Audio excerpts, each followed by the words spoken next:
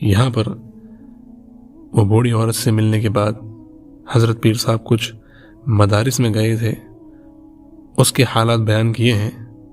فرماتے ہیں کہ سمرقند کے عین وسط میں یعنی بیچ میں ایک تاریخی جگہ ریگستان چوک کے نام سے معروف ہے۔ اس میں مدارس کی 3 عالیشان بلند و بالا اور حسین و جمیل عمارتیں ہیں جنہیں دیکھ کر انسان پر رعب طاری ہو جاتا ہے۔ یہ مرکزی چوک تیمور کے دور میں وسط ایشیا کا سب سے بڑا بازار تھا جہاں تجارتی قافلے آتے تھے۔ اس کے چاروں طرف کاریگروں اور ہنرمندوں کی دکانیں تھیں۔ 15ویں صدی میں امیر تیمور کے بیٹے مرزا الغ بیگ نے اس میں سب سے پہلا مدرسہ قائم کیا۔ وہ اس مدرسے میں خود استاد کے طور پر کام کرتا تھا اور اپنے زمانے کا مانا ہوا ریاضی دان، فلسفی اور ماہر علم نجوم تھا۔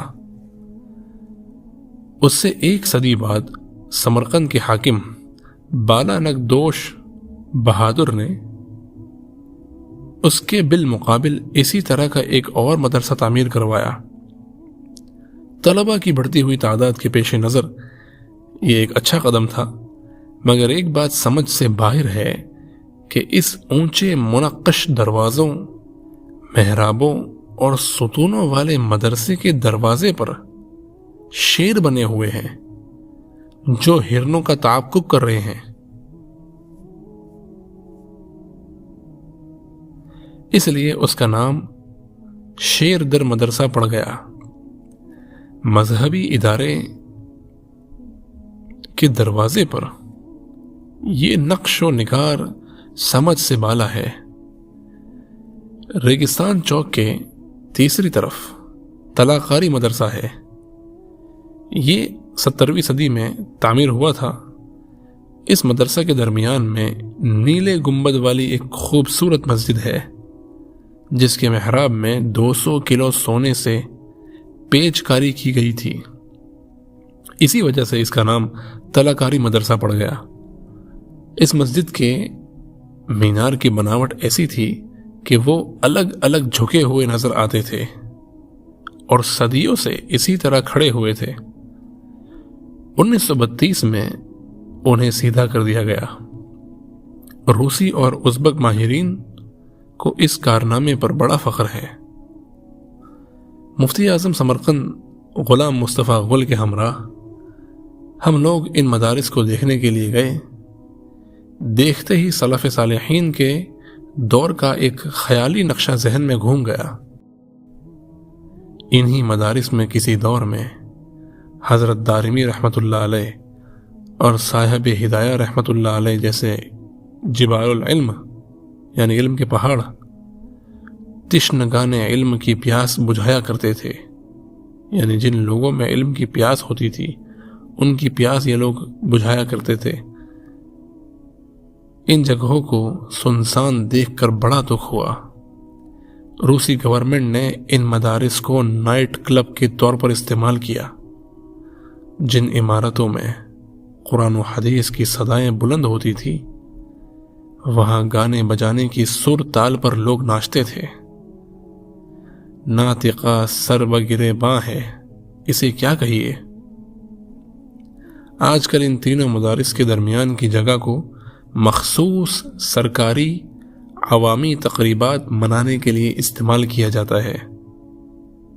طلاقاری مدرسہ کو حکومت نے عجائب گھر میں تبدیل کر دیا ہے۔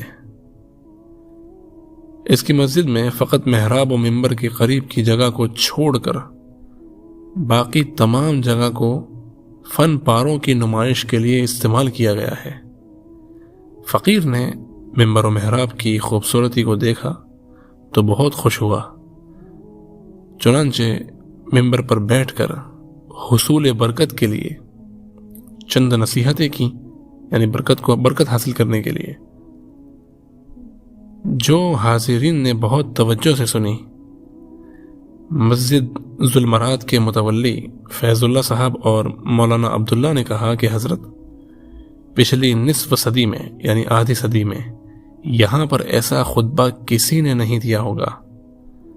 اس کے بعد ہم نے کپڑا بچھا کر 2 رکعت نماز ادا کی اور ان مدارس کی بحالی کے لیے خوب دعائیں کی۔ ان عمارات کی بلندی کو دیکھ کر فقیر یہی سوچتا رہا کہ ہمارے اکابر کی شخصیات کتنی بلند و بالا تھی۔ کھنڈر بتا رہے ہیں عمارت عظیم تھی۔